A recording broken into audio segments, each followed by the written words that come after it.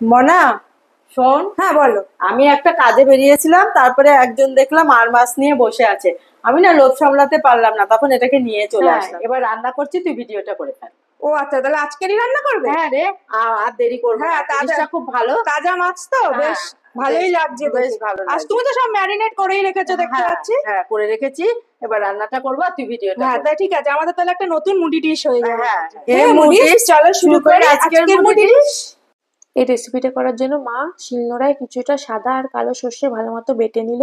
এবার ওই ম্যারিনেটেড আর মাছটার মধ্যে আমরা আলু, পেঁয়াজ, লঙ্কা, হলুদ, কাশ্মীরি লঙ্কার গুঁড়ো, বেটে রাখা সর্ষের পেস্ট আর নুন দিয়ে সবকিছু কিছুক্ষণ মিক্স করে রেখে দিলাম। তারপর কড়াইতে সাদা তেল নিয়ে সেটাকে গরম করে একবারে সব ঢেলে দিয়ে বারবার ঢেকে দিয়ে আর নেড়ে চেড়ে রান্নাটা ততক্ষণ করবো যতক্ষণ না সবকিছু well mixed are well cooked হয়ে যাচ্ছে।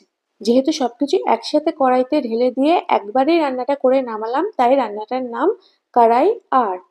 এটা কিন্তু একটা খুবই সিম্পল, শর্ট আর ইজি রান্না। আই হোপ ডিশটা তোমাদের সবার ভালো লেগেছে। Bye bye, take care and stay tuned.